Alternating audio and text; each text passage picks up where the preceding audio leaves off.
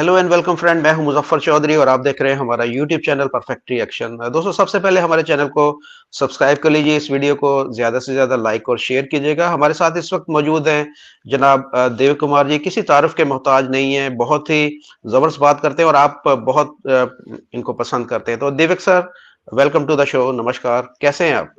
नमस्कार सर, मैं बिल्कुल ठीक हूँ। आप बताएं, आप कैसे हैं? मैं बिल्कुल ठीक ठाक जी, फर्स्ट क्लास। अच्छा देवक भाई, आज हम कुछ ज्यादा टॉपिक हैं इस वीडियो के अंदर, तकरीबन 6 के करीब टॉपिक्स हैं जिनके बारे में आपकी राय जानेंगे। जिनमें फ्रांस इंडिया की जो डील्स हुई हैं उनके बारे में, मालदीव की पार्लियामेंट के अंदर लड़ाई हुई है वो जानेंगे आपसे। रेड सी के अंदर कुछ डेवलपमेंट हुई है जिसमें इंडिया ने एक और जो जहाज है उसको रेस्क्यू किया है। ईरान में 9 पाकिस्तानियों को कत्ल कर दिया गया है। और यूनाइटेड नेशन की रिलीफ एंड वर्क एजेंसी जो UNRWA, उसमें हमास के लोगों की मौजूदगी के बारे में जानेंगे। और आपसे एंड में ये जानेंगे कि इंडिया का R&D जो है वो दुनिया के मुकाबले में कहाँ स्टैंड करता है। लेकिन सबसे पहले हम आपसे जानेंगे कि जो फ्रांस और इंडिया की जो डील्स हुई हैं उसके बारे में हमें कुछ बताइएगा। जी सर, देखें, बड़ा सक्सेसफुल दौरा रहा मैक्रों का, इंडिया का। और इसके अंदर बहुत सारी चीज़ें फाइनलाइज की गई और बहुत सारी चीज़ों की शुरुआत भी की गई। यही होता है हर मुलाकात पर, पिछली मुलाकात वाली चीज़ें फाइनलाइज होती हैं, अगली मुलाकात के लिए कुछ चीज़ें हम्म। शुरू की जाती हैं। जी। तो मैं बता देता हूँ लोगों को, शुरू करते हैं। एक रोड मैप डिसाइड किया गया है और साइन किया गया है, जिसके ऊपर कंसेंसस बना है। और उस रोड मैप का जो क्या कह रहे हैं, टारगेट है, वो है इंडिया फ्रांस की डिफेंस इंडस्ट्रियल पार्टनरशिप। हम्म। जो फ्रांस का मिलिट्री इंडस्ट्रियल कॉम्प्लेक्स है, जो कि बहुत अच्छा, बहुत स्ट्रांग और स्टैब्लिश है। इंडिया का जो एक बहुत ही ग्रोइंग मिलिट्री इंडस्ट्रियल कॉम्प्लेक्स है, इनके बीच में पार्टनरशिप। दूसरा, मिनिस्ट्री ऑफ डिफेंस जो इंडिया की थी और जो फ्रांस की मिनिस्ट्री ऑफ आर्म फोर्सेस है, इनके बीच में एक लेटर ऑफ इंटेंट साइन हुआ है स्पेस हम्म। पार्टनरशिप को लेके। अच्छा। डिफेंस स्पेस, हम्म। डिफेंस स्पेस पार्टनरशिप मतलब आपकी मिलिट्री सैटेलाइट्स हो गई। ठीक है, आपके जो टेलीकॉम सैटेलाइट्स होती हैं मिलिट्री की, आपकी जी। नेविगेशन सैटेलाइट्स हो गई, या आपके दूसरी को जो भी चीजें जो फ्यूचर में डेवलप करनी हो, जैसे फॉर एग्जांपल स्पेस से ईएमपीज या लेजर वेपन्स वगैरह हो, तो वो उसके रिलेटेड हम्म। एक एमओयू साइन हुआ है इंडिया की PSU new space India limited का और फ्रांस की आर्यन स्पेस के बीच में। जी। और इसके अलावा एक फ्रेमवर्क कॉपरेशन एग्रीमेंट साइन हुआ है department of science and technology, government of India और फ्रांस से institute national agriculture environment elimination. ऐसे पूरा फ्रांस में इनका नाम है, फ्रेंच में तो पता नहीं, मैं पढ़ नहीं पाऊंगा, पर ये है कि एग्रीकल्चर एनवायरनमेंट का कोई इंस्टीट्यूट है। इन दोनों के हम्म। बीच में इनकी फ्रेमवर्क कॉपरेशन एग्रीमेंट साइन हो चुका है। एक और फ्रेमवर्क एग्रीमेंट साइन हुआ है department of science and technology का, इंडिया से और फ्रांस से एजेंसी नेशनल रिसर्च की जो एजेंसी है उसके बीच में। एक डिक्लेरेशन ऑफ इंटेंट जो है वो साइन किया गया है इंडिया से हेल्थ मिनिस्ट्री और फ्रांस से हेल्थ और लेबर मिनिस्ट्री जो उनकी है उसके बीच में, कि कॉपरेशन की जाएगी in the field of health and medicine. एक लेटर ऑफ इंटेंट साइन हुआ है ministry of personnel public grievances and pensions India से और फ्रांस की public sector transformation and civil service के बीच में, public administration and administrative reforms का। ये उसी की तरफ जा रहा है जो मैंने कहा था ना, 24 के बाद ये यूपीएससी जी। वालों की जो लगेगी ब्यूरोक्रेसी की, ये उसी की हम्म। तरफ है। उसके बाद सर एक रिन्यू हुआ है एग्रीमेंट, जो एक्सपायर हो गया था उसको रिन्यू किया गया है। इंडिया से ministry of housing and urban affairs और फ्रांस से ministry of ecological transition and territorial cohesion, इनके बीच में सस्टेनेबल अर्बन डेवलपमेंट के जो है वो एग्रीमेंट रिन्यूअल किया गया, रिन्यू हुआ है, जो एक्सपायर हो गया था। इसके अलावा सर कुछ जो बड़ी चीज हुई, जैसे 2026 को डिक्लेयर किया गया है, 2026 में इंडिया फ्रांस जो है वो इनोवेशन ईयर बनाएंगे, ईयर ऑफ हम्म। इनोवेशन। और आईफिल टावर पे यूपीआई ऑपरेशनलाइज हो चुका है। और इंटरनेशनल सोलर अलायंस के तहत जो उस इंटरनेशनल सोलर अलायंस के अंदर जो स्टार सी प्रोग्राम है, स्टार सी प्रोग्राम के तहत सेनेगल में सोलर एकेडमी बनाएंगे फ्रांस और इंडिया मिलके। सोलर एकेडमी सेनेगल में।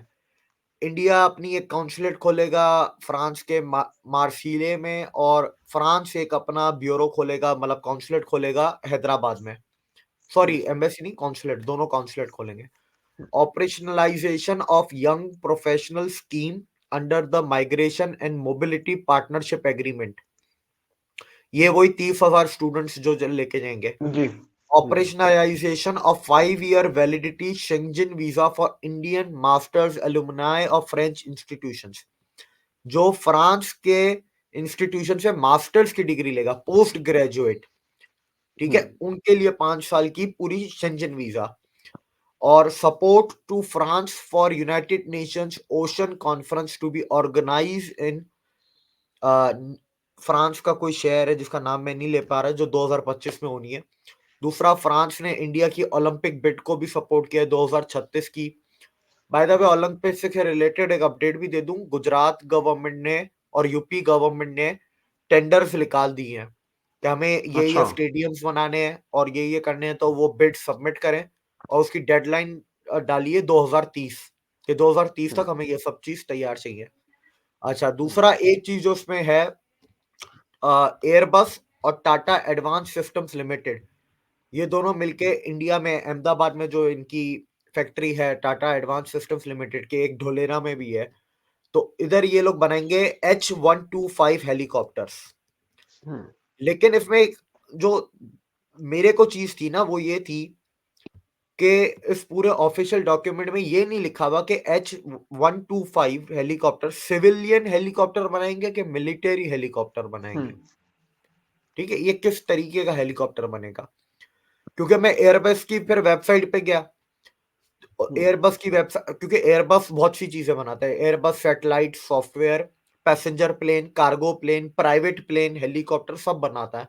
तो उनकी जब हेलीकॉप्टर सेक्शन में गया तो उधर था सिविल हेलीकॉप्टर, मिलिट्री हेलीकॉप्टर, और दोनों में H125 आता है। तो अब ये देखने की बात है कि इंडिया के अंदर कौन सा बनता है H12, सिविलियन वाला कि मिलिट्री वाला? ये है अच्छा, देखने की इसमें बात। अच्छा, इसमें कोई राफेल का जिक्र नहीं हुआ, ना ही कोई सबमरीन का जिक्र हुआ। उनके बारे में कोई डेवलपमेंट है तो वो भी बताइएगा। सर, इनके बारे में कोई डेवलपमेंट बाहर पब्लिक में तो नहीं आई, पर यह है कि 6 न्यूक्लियर रिएक्टर्स के बारे में बात हुई है। अच्छा। न्यूक्लियर टेक्नोलॉजी के ऊपर हुआ है काम। और इसके अलावा जो सबमरीन प्रोजेक्ट है, अब इंडिया में असल में 3-4 सबमरीन प्रोजेक्ट है, तो मुझे उस प्रोजेक्ट का नाम याद नहीं आ रहा। एक तो प्रोजेक्ट 75 है, एक दूसरा प्रोजेक्ट है, 3-4 सबमरीन प्रोजेक्ट है, हर किसी के अंदर 6-7 सबमरीन बन रही हैं। तो उसके तहत वो मेरे ख्याल से 4 सबमरीनें जो बनेंगी इंडिया में स्कॉर्पियन क्लास की, जहां तक मेरी खबर है या जहां तक मुझे याद रहे। और दूसरा, इसके अलावा राफेल जो है 26, वो तो डन हो गए ना, नेवी के 26 राफेल तो आ रहे हैं, वो तो फ्रांस में डन हो गए। इस बार ये हमें उम्मीद थी कि वो जो MMRA डील है ना, जिसके तहत 114 फाइटर जेट इंडिया को लेने हैं, उसके ऊपर कोई बातचीत होगी, उसका कुछ होगा, पर उसके ऊपर कोई बातचीत वगैरह पब्लिक में तो नहीं है, ये अंदर ही अंदर जाहिर सी बातें हुई होगी, जी। पर बाहर तो कुछ भी नहीं आया। और बाकी बात रही कि राफेल जो बनाती है, वो बनाती है Dassault aviation. Dassault aviation already India में है, उनका प्लांट भी मेरे ख्याल से, जहां तक मैं जानता हूँ, ऑपरेशनलाइज हो चुका है। वो उसको ऑपरेशनलाइज कर दिया है। उधर राफेल के कुछ पुर्जे, टुकड़े, स्पेयर पार्ट्स और मेंटेनेंस वगैरह जो राफेल की है, वो उधर ही होती है। उन्होंने पार्टनरशिप की है, जॉइंट वेंचर, अनिल अंबानी के साथ, मुकेश अंबानी का जो छोटा भाई है, उसकी एक कंपनी है उसके साथ। और जो राफेल में जो इंजन लगते हैं, वो साफरान बनाता है। तो साफरान का HAL के साथ वो डील हो गई थी साइन। तो साफरान इंडिया में ऑलरेडी है, उससे पहले भी था, लेकिन पहले क्या था कि वो R&D करते थे, वो आपके ये मेंटेनेंस वगैरह करते थे, पर HAL के साथ उनका मैन्युफैक्चरिंग क्या हो गया है डील। वो तो जब मोदी जी फ्रांस गए थे, ये तब हो गई थी नेवी की इसकी। अच्छा, थोड़ा सा इसके ऊपर और मैं आपसे जानकारी हासिल करूंगा कि जिस तरीके से ये डील्स हुई हैं डिफेंस की, आप समझते हैं कि ये अमेरिका के ऊपर अपना इन्हिसार या डिपेंडेंसी कम करने की कोशिश कर रहा है इंडिया? हर किसी के ऊपर, अमेरिका हम्म। के ऊपर, फ्रांस के ऊपर, रशिया के ऊपर, इसराइल के ऊपर। देखें, हम्म। ऐसा नहीं है कि आपके पास अमेरिका के बाद दुनिया का सबसे बेस्ट मिलिट्री इंडस्ट्रियल कॉम्प्लेक्स है, दुनिया का बेस्ट। लेकिन क्या अमेरिका की पूरी आर्म फोर्सेस में या डिफेंस में क्या वो चीजें इंपोर्ट नहीं करते? करते हैं, ठीक है। लेकिन एक डिपेंडेंसी नहीं है, मोहताजी नहीं है। हम्म। तो वो मोहताजी खत्म करना चाहते हैं। देखें, इंपोर्ट्स कभी खत्म नहीं होंगे, जाहिर सी बात है। एक मुल्क हर चीज नहीं बना सकता, एक मुल्क शायद हर चीज सबसे बेहतर भी नहीं बना सकता, हम्म। ठीक है। किसी चीज में कोई बेहतर होगा, किसी चीज में कोई बेहतर होगा, और कोई चीज शायद कोई दो मुल्क बनाते होंगे, बाकी दो नहीं बनाते होंगे। तो हम्म। इंपोर्ट्स होते रहेंगे, लेकिन एक होता है ना कि मोहताजी, वो खत्म हो जाएगी। आज डिपेंडेंट बिल्कुल। है इंडिया, लेकिन फ्यूचर में नहीं रहेगा। और देखें, 9 साल में मोदी जी के टाइम पे आप अगर कोई भी इकोनॉमिक चीज देखेंगे ना, वो स्टार्ट बड़ी स्लो होती है, पर वो फिर स्लो स्टार्ट होती होती होती होती होती फिर पता नहीं अचानक से कैसा जंप आता है जो ऊपर तक पहुंचता है। ये जंप आपको 25-26 के बाद आपको दिखेगा।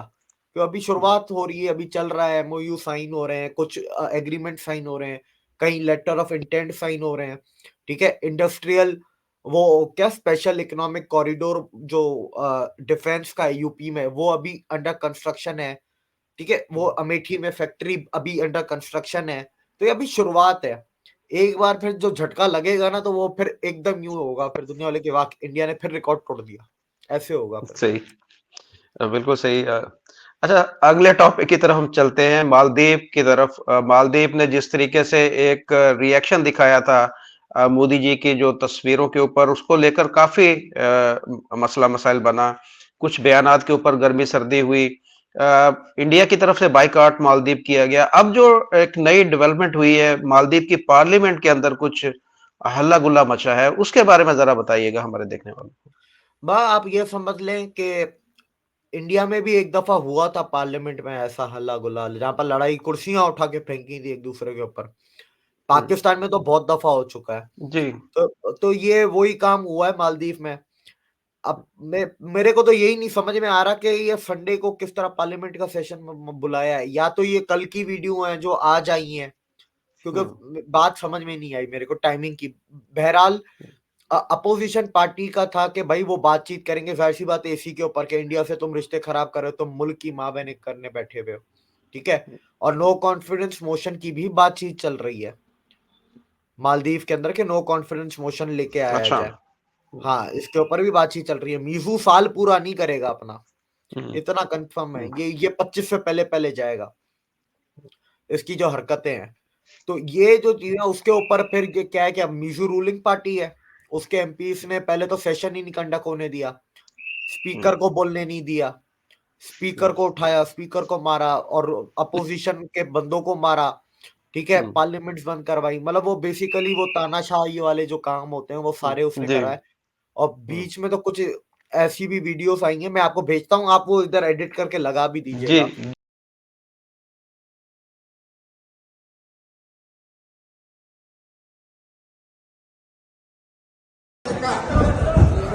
हाँ, वो कुछ वीडियोस तो ऐसी हैं जहां पर वो खून वून भी निकला है, मतलब इतनी गंदी मारी हुई है उनके बीच में। एक को तो वो घसीटा है यूं करके पूरे पार्लियामेंट फ्लोर पे, शर्ट से ऐसे करके, तो वो बड़ा गंदा काम हुआ है, वो इतनी अच्छी चीज है नहीं। अब देखें, हम्म। यही होता है जहां पर आप ऐसे लोग कहीं पे भी आएंगे ना, वो ऐसा ही होगा दुनिया में। बिल्कुल। आप दुनिया में देख लें, आपको पता है दुनिया के हर पार्लियामेंट में हो चुका है ये मुंह काला ऐसा, हम्म। लड़ाई हम्म। झगड़ों का। हम हम्म। लोग इस खित्ते से हैं, तो हमें हमें पाकिस्तान का पता है, हमें इंडिया का पता है, ठीक है। ज्यादा से ज्यादा हमें श्रीलंका, बांग्लादेश का पता होगा। पर ऐसा दुनिया की हर पार्लियामेंट में हो चुका है, क्योंकि दुनिया के हर मुल्क में अवाम एक दफा ऐसे सी लोगों को लेके आती ही आती है। बिल्कुल सही कहा आपने। अच्छा, रेड सी के बारे में कुछ बताइएगा। वहां पर जो है दोबारा से एक इंडिया ने एक जो जहाज था उसको रेस्क्यू किया है, उसके बारे में क्या खबरें हैं जरा? देखें सर,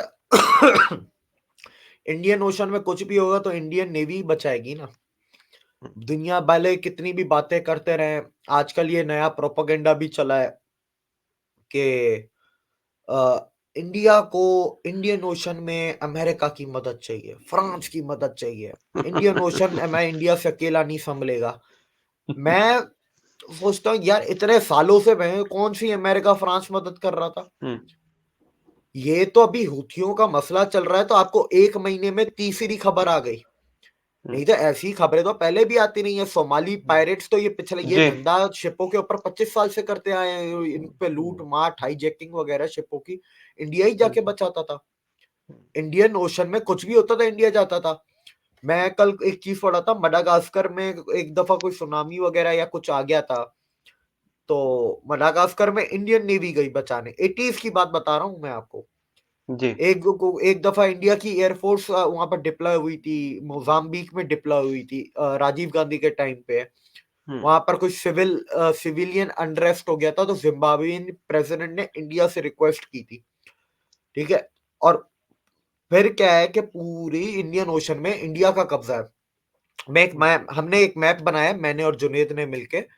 वो मैं आपको दूंगा, आप उसका स्क्रीनशॉट लगाएं और वो तस्वीर आप सर कम्युनिटी में भी लगाएं ताकि लोग डाउनलोड करके उसको आगे फॉरवर्ड भी करते जाएं और लोगों को देते जाएं, आगे शेयर भी कर सकें। उसके अंदर आप देखेंगे तो जो डार्क रेड है ना, वो डीगो जी गार्सिया है। डीगो गार्सिया जो अमेरिका का मिलिट्री बेस है इंडियन ओशन में। ब्लू डॉट आपको जितने दिखेंगे उसके अंदर ब्लू वाले जो हैं वो है फ्रांस के मिलिट्री बेसिस और ओवरसीज टेरिटरीज जो हैं उनकी। उसके बाद फिर एक हल्का लाइट रेड में हमने सारे इंडिया का दिखाया है। और हमने उसके अंदर चाहे अमेरिका हो, चाहे फ्रांस हो, चाहे इंडिया हो, ठीक है, हमने उसके अंदर दूसरे मतलब मुल्कों में नहीं गए कि इस कॉन्टिनेंट में क्या उसमें उसमें हमने सिर्फ ओशन को कवर किया है कि ओशन में किसकी दादागिरी है। ओशन में, सही ओशन लेवल पे तो इंडिया के पास कौन कौन से मुल्कों में बर्थिंग राइट्स हैं वो हमने पिन पॉइंट किया। कहाँ का इंडिया नेवी डॉक हो सकती है, किन मुल्कों में इंडिया के coastal integrated coastal surveillance system लगे हुए हैं, हमने उन मुल्कों को डॉट किया। किन मुल्कों में इंडिया के पास पोर्ट्स हैं, हमने वहां डॉट किया। और उसके बाद तस्वीर आपको मैं दूंगा, आप लगाइएगा, कम्युनिटी में भी डालें तो वो आपको देख के ही पता चल जाएगा ना भाई किसके अपर एंड है। India is the king of Indian ocean भाई। नाम क्या है? Indian ocean. उसका नाम अमेरिकन ओशन नहीं है, ना फ्रेंच ओशन है, ना चाइनीज ओशन है। और साउथ चाइना सी का भी असली नाम चंपा सी था। और चंपा जो थे वो चंपा डायनेस्टी आपकी वियतनाम, कंबोडिया, लाओस वगैरह यहाँ की थी। और जो चंपा डायनेस्टी थे वो दामाद थे चोला डायनेस्टी वालों के। तो वो भी सारा इंडियन ही कनेक्ट है। तो साउथ चाइना सी सही भी वो दादागिरी में नाम बदल लिया है, वो चंपा सी। बिल्कुल सही। अच्छा इसके साथ हम बढ़ते हैं। आपको पता होगा कि पिछले माह पाकिस्तान और ईरान के ताल्लुकात बहुत ज्यादा खराब हो गए थे। बल्कि इसी माह में पाकिस्तान के ऊपर अटैक किया गया ईरान की तरफ से और पाकिस्तान ने जवाब में जो है ईरान के ऊपर अटैक किया। अब कल यानी आज ये वीडियो जब हम डालेंगे, मंडे को पाकिस्तान के अंदर ईरान के फॉरेन मिनिस्टर आ रहे हैं और उनके आने से एक दिन पहले ईरान के अंदर जो उनका सूबा है जहां पर पाकिस्तान ने अटैक किया था, 9 पाकिस्तानी मजदूरों को कत्ल कर दिया गया जिनका ताल्लुक पंजाब से है, साउथ पंजाब से। तो ये एक क्या मैसेज ये जा रहा है पाकिस्तान की तरफ? एक उनके फॉरेन मिनिस्टर आ रहे हैं और दूसरा पाकिस्तान ने इसका जो इल्जाम है वो बीएलए और बीएलएफ के ऊपर लगा दिया है। ये सारी जो डेवलपमेंट है उसको आप कैसे देखते हैं? सर देखे, मैं इसके ऊपर जो देखता हूँ वो तो अभी फिलहाल तो समझ में नहीं आ रही। मैं इतना डिटेल एनालिसिस, जाहिर सी बात है कुछ चीजें होती हैं आपको और मजीद सब्र करना पड़ता है ताकि पत्ते खुले। कभी ना कभी तो अगला बंदा पत्ता खोलेगा। और बाकी चीजें तो क्लियर है क्या हो रहा है क्या नहीं हो रहा। अनरेस्ट बनाने की कोशिश है दोनों तरफों से, चाहे वो आपके ये सारे ग्रुप्स हो, बीएलएफ वगैरह, बीआरए वगैरह, या चाहे वो ईरान हो एज अ कंट्री। ठीक है, वो अनरेस्ट क्रिएट करना चाहते हैं, वो पाकिस्तान को तंग करना चाहते हैं। फॉरेन मिनिस्टर्स आ रहे तो साथ में जो एम्बेसडर्स को निकाला था, ईरान ने पाकिस्तान के निकाला था, पाकिस्तान ने ईरान वाले को, वो भी वापस आ रहे थे अपनी अपनी जगह पे। पाकिस्तान वाला जी वो आ ईरान जा गए। रहा था, हाँ। वो आ चुके अरे हैं। वो तो अब तो आ गए ना, हम जिस वक्त रिकॉर्ड जी, कर रहे हैं, पर ये जब हादसा जी, हुआ उसी दिन इनको आना जाना था, मतलब इधर उधर होना जी, था। जी, वो जो 9 पाकिस्तानी पंजाबी थे वो उधर वो होते हैं ना बड़े हुँ, शोरूम्स के साथ जो उनका गैराज होता है, उसके अंदर वो जी, काम करते थे, गाड़ियों के मैकेनिक वगैरह थे, तो उनको मारा गया है। अब ईरान के अंदर ये पाकिस्तान में तो आपने बता दिया बीएलए, बीएलएफ इनके ऊपर इल्ज़ाम है। अब मैं आपको एक चीज़ ये क्लियर करूँ कि जिस तरह पाकिस्तान के बलूचिस्तान में ये सब ग्रुप्स काम ऑपरेट करते हैं, आर्म्ड ग्रुप्स, इसी तरीके से ईरान के अंदर भी बलूचिस्तान के नाम से आर्म्ड ग्रुप्स ऑपरेट करते हैं, लेकिन वो बलूचिस्तान वाले हैं। हुँ, वो पाकिस्तान वाले नहीं है। हाँ, आना-जाना हुँ, लगा रहता है, एक-दूसरे के साथ कॉन्टैक्ट भले होगा, पर हुँ, दोनों की एक टेरिटरी होती ना। अच्छा, जो पाकिस्तान वाले हैं वो सुन्नी बलोच हैं, हुँ, जो ईरान वाले हैं वो शिया बलोच हैं। क्योंकि हमें अच्छा, ये नहीं भूलना चाहिए कि ईरान का जो बॉर्डर पाकिस्तान को लगता है, तो बॉर्डर के पास वाला जो सारा इलाका है वो असल में बलूचिस्तान ही है, जिसको ईरान ने कब्ज़ा किया हुआ है। उसको अच्छा, ईरान कहता है सिसिस्तान बलूचिस्तान, जी, सिसिस्तान बलूचिस्तान। हुँ, उधर वो शिया बलोच हैं, ये सुन्नी बलोच हैं। हुँ, अब ईरान कह रहा है कि ये जो उनके पास जो ग्रुप जो पनप रहे हैं, उन ग्रुपों ने इनके ऊपर हमला किया है। हैं वो बलोच ग्रुप, सही, लड़ वो बलोची की आज़ादी के लिए रहे हैं। लेकिन वो जो ओरिजिन है उनका, एथनिसिटी उनकी बलोच है, प ओरिजिन उनका ईरान का है। अब ये कन्फ्यूजन है क्योंकि अभी तक क्लेम किसी ने नहीं किया, क्योंकि बाय द वे जब बीएलए, बीएलएफ वगैरह कोई कांड करते हैं तो वो क्लेम करते हैं। वो एक पूरी हुँ, प्रेस रिलीज़ निकालते हैं कि हाँ, हमने ये किया है। तो उनकी तरफ से ऐसी कोई प्रेस रिलीज अभी तक आई नहीं है। ना दूसरी तरफ से आई है, ईरान वालों की तरफ से आई है। लेकिन ईरान की मीडिया पे ये खबर चल रही है। हुँ, सही। बिल्कुल सही कहा आपने। अब कल जो है क्वेटा के अंदर महरंग बलोच का एक बहुत बड़ा जो है जलसा-ए-आम था। मैं समझता हूँ कि बलूचिस्तान की तारीख का सबसे बड़ा शायद जलसा होगा कि जिसमें अरे इतना बलोच लोगों ने जी, बहुत ज़बरदस्त जलसा किया इतना उन्होंने। बड़ा जलसा मैंने ना शरीफ का देखा है, ना जरदारी हुँ, का देखा है, ना हुँ, इमरान खान का देखा है। बिल्कुल। सारे बलोच अपने हक के लिए मैं समझता हूँ कि वहाँ पर अच्छा, इकट्ठे हो गए हैं। एक मैं आपकी आपकी बात फिर से मैं काट रहा हूँ, सॉरी उसके जी, लिए। नहीं कौन सबसे बड़ी बात आप देखें, जलसा कहाँ हुआ है? कौन से शहर में हुँ, हुआ? हुँ, कोयटा।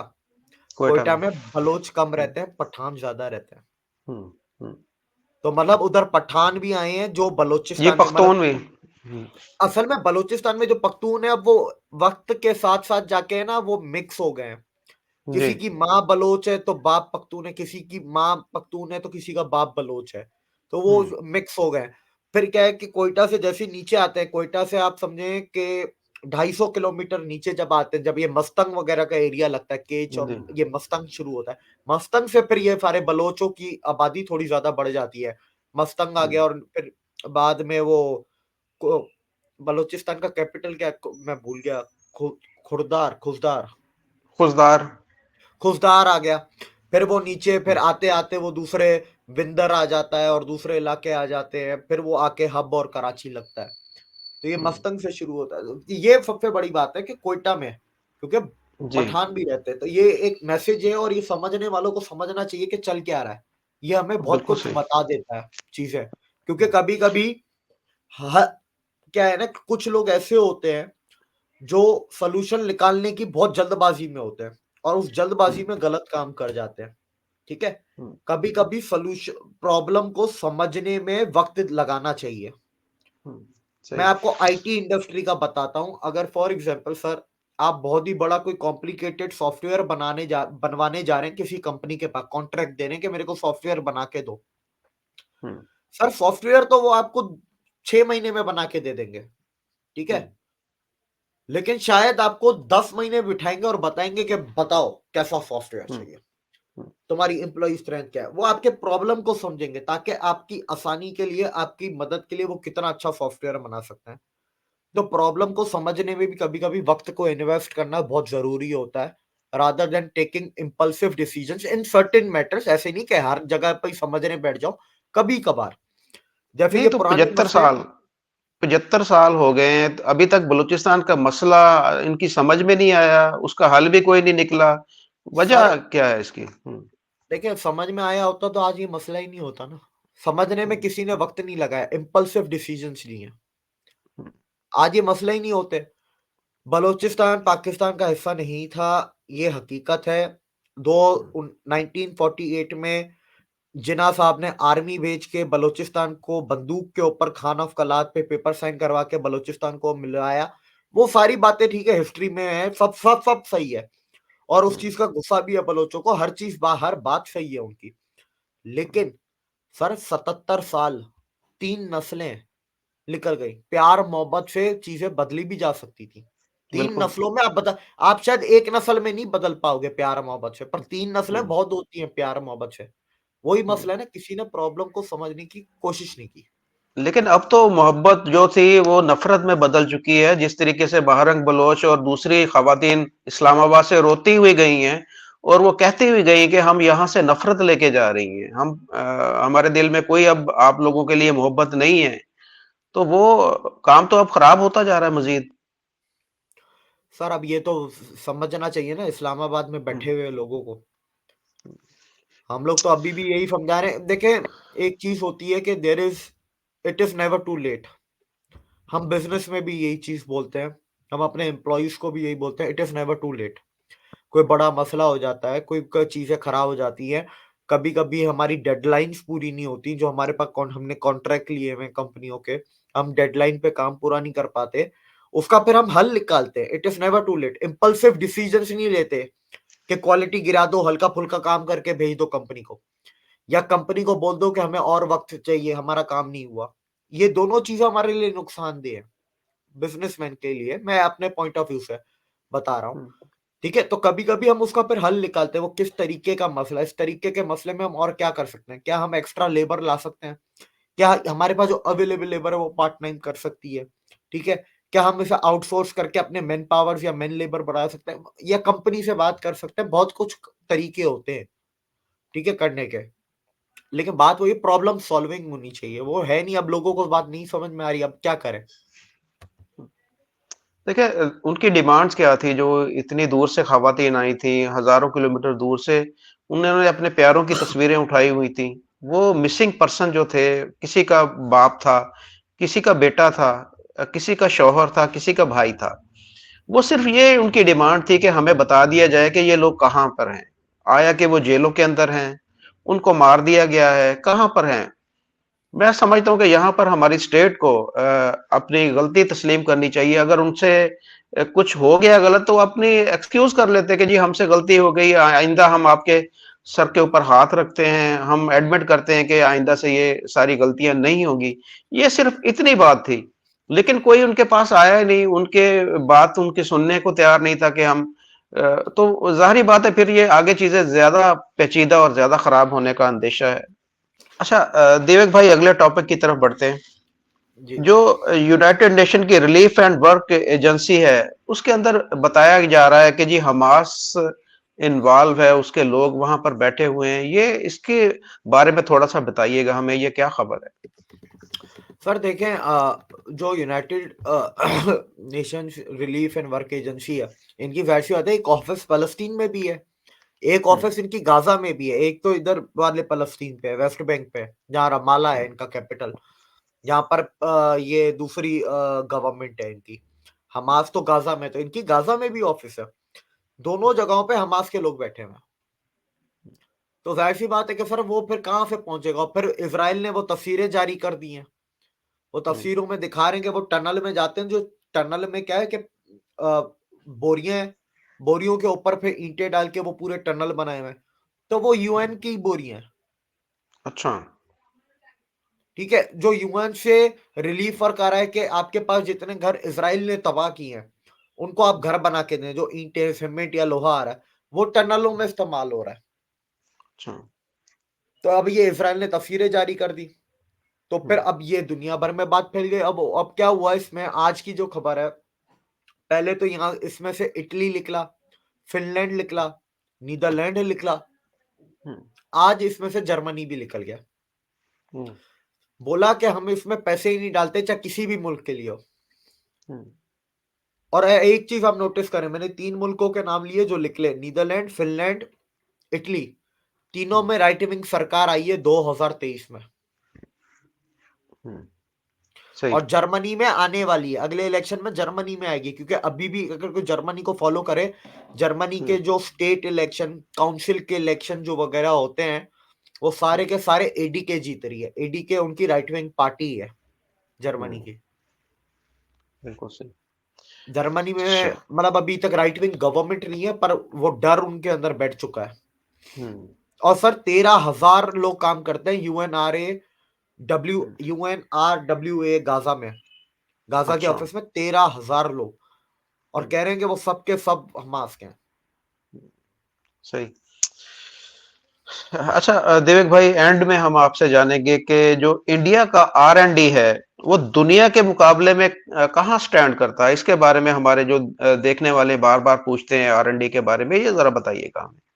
हाँ, ये थोड़ा हमने लास्ट टाइम भी इस पे बात की थी, तो मैंने कहा था कि हम्म, अमेरिका जैसा होना चाहिए, अमेरिका जितना बजट इसरो को दो, फना दो। तो उस पर भी बात हुई थी, तो आज ये बात एक और खबर भी आई है, तो मैंने कहा साथ साथ इसको भी कवर कर लेते हैं। मैं हम्म, वैसे चले पहले R&D का बताता हूँ, फिर आखिर में बताता हूँ दूसरी चीज। दुनिया में इंडिया छठे नंबर पे आता है R&D के ऊपर पैसा खर्च करने के मामले में, खर्च करने के मामले में छठे नंबर पे आता है। और ये जो रैंकिंग थी छठे नंबर वाली, ये 16 हम्म, मार्च 2023 में आई थी। तो हम्म, इस साल की जो होगी वो आएगी, तो हम फिर बताएंगे जो इस साल की होगी। और हम्म, अगर वैसे देखा जाए तो जो मेरे पास अभी जो अवेलेबल डेटा है, इस अवेलेबल डेटा के हिसाब से इंडिया ने 2020 से 2021 एक साल में, 20 से 21 का, 20 से 21 में 1,27,380 करोड़ रुपए खर्च किए थे एक साल हम्म। में, 20 से 21। अच्छा, इसमें कोई ये सेक्टर भी डिफाइन होते हैं कि इन सेक्टर के अंदर ही करनी है रिसर्च एंड डेवलपमेंट, सब में या होता कुछ क्या है, सब में होता है, ये भी सब। तो।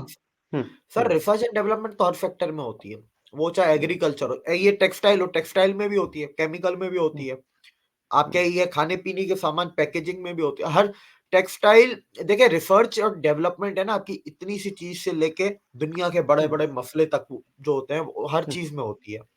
हम्म, वो आप सेक्टर वाइज सेक्टर देखेंगे तो वो एक अलग चीज आपको नजर आएगी, पर अगर ओवरऑल देखें तो छठे नंबर पे आता है। और मेरे हम्म, पास अभी 22 से 23 का डेटा था नहीं, ये 20 से 21 का था, तो मैंने 20 से 21 का मैंने आपको बताया। और हम्म, 2023 में छठे नंबर पे था। और जैसे आज ही खबर आई है, एक मिनट मैं आपको पूरा एग्जैक्टली मैं खोल के आपको पूरा नंबर वगैरह बताता हूँ उसका। हाँ, ये रही। Indian patent office has granted a record 75,000 patents hmm, in FY 23 से 24, ये एक साल 23 से 24 में 75,000 पेटेंट दिए हैं, अप्रूव किए हैं, सबमिट नहीं। हम्म, सबमिट तो हम्म, लाखों हुए हैं, अप्रूव जी। इतने हुए हैं। एक दिन का 250 पेटेंट। हम्म, तो इंडिया ग्रो कर रहा है आहिस्ता आहिस्ता। और आखिरी चीज जो मैं कहना चाहूंगा, उस दिन मेरा थोड़ा डिफेंस के ऊपर था, क्योंकि इसरो और नासा का तो फजूल है बहस ही करना। नासा जो हम्म, 20 बिलियन में नहीं कर पाता, इसरो वो 2 बिलियन में कर लेता है। तो वो बकवास ही, बहस ही फजूल हो गई ना, उसके ऊपर बंदा क्या ही बात करे। जी। लेकिन मैं DRDO का देख रहा था और अमेरिका के डार्पा का देख रहा था, हम्म, क्योंकि सर बड़ी बड़ी टेक्नोलॉजीज, मैंने पहले भी बताया कि जो बड़ी बड़ी टेक्नोलॉजी है जिसको रेवोल्यूशन कहते हैं, वो डिफेंस से आता है।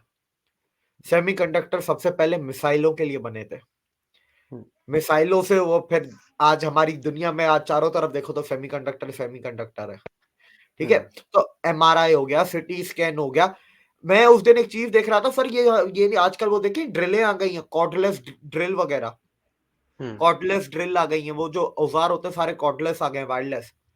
अच्छा। इंटरनेशनल स्पेस स्टेशन में आपको इनको टूल्स भेजने थे जो कि ये कॉर्डलेस हो, वायरलेस हो, बैटरी पे चले। हम्म, इसका आविष्कार उधर हुआ था।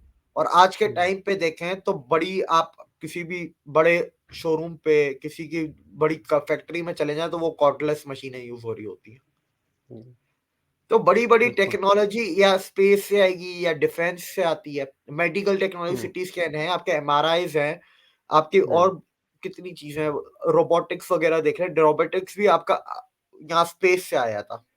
हम्म, स्पेस में सबसे पहला वो रोबोटिक आर्म था, वो जो यूज किया गया था, वहां हम्म, से वो फिर रोबोटिक सर्जरी आ गई। आज हम्म, ऑपरेशन रोबोट से हो रहे हैं। तो बिल्कुल। वहां से हर चीज। तो मैं जो देख रहा था अमेरिका में जो डार्पा है, डार्पा का बजट था $3.25 बिलियन। हम्म। इंडिया में डीआरडीओ है, डीआरडीओ का बजट था $2.25 बिलियन। इतना ज्यादा फर्क तो नहीं है। तो अच्छा, सही। फर्क मेरे मुंह से ये निकला, फिर मैंने सोचा कि फर्क कहाँ आता है। फर्क हम्म। यहाँ से आता है कि डीआरडीओ 9 साल से काम कर रहा है, डार्पा 1945 से काम कर रहा है। बहुत पुरानी कंपनी है।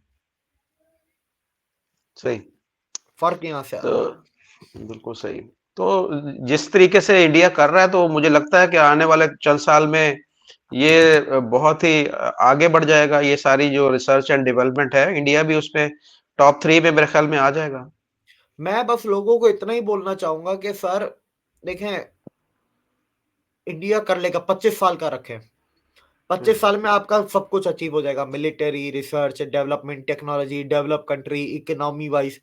पहले पे ना भी पहुंचा तो सेकंड पे तो लाजमी होना है उसको, ठीक है, इसमें तो कोई डाउट ही नहीं है ना। तीसरे पे तो अभी हम्म। पहुंच गया, 3 साल।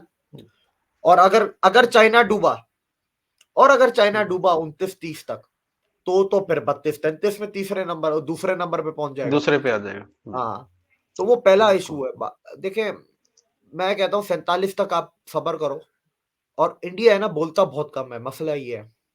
ये हम्म। हमारे ये मेरे को लगता है, मेरे को ऐसा लगता है कि इतना भी चुप नहीं रहना चाहिए, कुछ तो थोड़ा तो बोलना ही चाहिए। इतना भी बंदा चुप हम्म। ना रहे, मेरा अपने मानना ये है। कारकर्दगी जो है। हाँ, हर चीज पे नहीं बोले, वो मेरे को बात समझ हम्म। में आती है, जियोपॉलिटिकली जो कॉम्प्लिकेशंस है, पर कुछ तो बोला जाए। इतनी भी चुप्पी ना रखी जाए कि कुछ भी ना बताया जाए। देखें कितने जो। लोगों को देखिए सर, कितने लोगों को पता है। हम्म। जैसे मैंने आज आपको इंडियन नेवी की बात की, 80s हम्म। में नेवी गई थी, यहाँ पर वो हम्म। एयरफोर्स डिप्लॉय हो गई थी, वो भी जिम्बाब्वियन प्रेसिडेंट के कहने पे सिविल अनरेस्ट में, वो भी इंडियन एयरफोर्स गई है अफ्रीका। कितने लोगों को पता है, ठीक है। फिजी में सर्वेलेंस सिस्टम्स लगे हुए हैं, डिफेंस, आपके मालदीव में सर्वेलेंस सिस्टम, मॉरिशस में सर्वेलेंस सिस्टम, आपके हम्म। मडागास्कर में सर्वेलेंस सिस्टम, जो इंटीग्रेटेड कोस्टल सर्वेलेंस सिस्टम, ये पूरा नाम है इसका, कोई भी सर्च कर सकता है। ये इन सारे मुल्कों में लगे, कितने लोगों को पता था आज से पहले। हम्म। और ये मैंने सिर्फ इंडियन ओशन के गिनवाए हैं। हम्म। थाईलैंड और वियतनाम में भी बाय द वे लगे हुए, ये भी बता दूं लोगों को। मैं तो फिलहाल इंडियन हम्म। ओशन की मैं बात कर रहा हूँ। म्यांमार में लगे हैं, जी। बांग्लादेश में लगे हुए हैं, ठीक है। कितने लोगों को पता था कि ऑस्ट्रेलिया में इंडियन नेवी के पास बर्थिंग राइट्स हैं 2015 से, ठीक है। नहीं। मोजाम्बिक में बर्थिंग राइट्स हैं। तो पता नहीं है, इंडिया बोलता बहुत हम्म। कम है। यही हम्म। चाइना हो ना, लोग यूं बताएंगे चाइना का ये है, चाइना का ये है, चाइना का ये है, चाइना, क्योंकि वो भौंकता बहुत है ज्यादा। जी, बिल्कुल सही। बहरहाल जी, अचीवमेंट्स हैं आपके सामने, ये जाननी चाहिए, देखनी चाहिए। और बाकी एक पंजाबी की मिसाल है दिव्य भाई के, जब कहते ना जब चंद चढ़दा है ना, तो सारी दुनिया नु दिस पैंदा। तो अभी जिस तरीके से इंडिया डेवलपमेंट कर रहा है, पूरी दुनिया उसको देख रही है और उसको अप्रिशिएट भी कर रही है, और पता भी चल रहा है। अब आम पाकिस्तान, आज मैं पब्लिक के अंदर गया था और बात हो रही थी, इंडिया की बात हुई, तो वो खुद ही लोगों ने कहना शुरू कर दिया, जी इंडिया तो हमसे बहुत आगे चला गया, इंडिया तो हमसे बहुत आगे निकल गया। तो जानते हैं, सारी दुनिया जानती है कि इंडिया इस वक्त जो है वो बहुत तरक्की कर रहा है, और ये सबको पता है। लेकिन इसकी जो किन जगह हैं, क्या क्या अचीवमेंट है, उनको अभी सही तरीके से लोग नहीं जानते, ना इंडियन जानते हैं, ना ही हम लोग जानते हैं। तो वो आपकी बात बिल्कुल सही है कि सर उनको सच भी बताऊं, हाईलाइट करने की जरूरत है। जी। सच बताऊं, मैं भी नहीं जी। जानता। ये मुझे हम्म। इंटीग्रेटेड कोस्टल सर्वेलेंस सिस्टम के बारे में कल ही पता चला है। आप जैसा अगर बंदा नहीं जानता तो फिर और किसको पता होगा फिर। चले देविक भाई, बहुत शुक्रिया आपका, आपने बड़ी अच्छे तरीके से सारे जो टॉपिक्स है उनको एक्सप्लेन किया। उम्मीद करता है हमारे जो तमाम देखने वाले उनको ये वीडियो जो है वो बहुत पसंद आएगी। इस वीडियो को ज्यादा से ज्यादा शेयर करें, हमारे चैनल को सब्सक्राइब करें, और हमें इजाजत दें देविक भाई के साथ। नमस्कार। Thank you. Thank you. इसको बंद कर दें, बंद कर दें।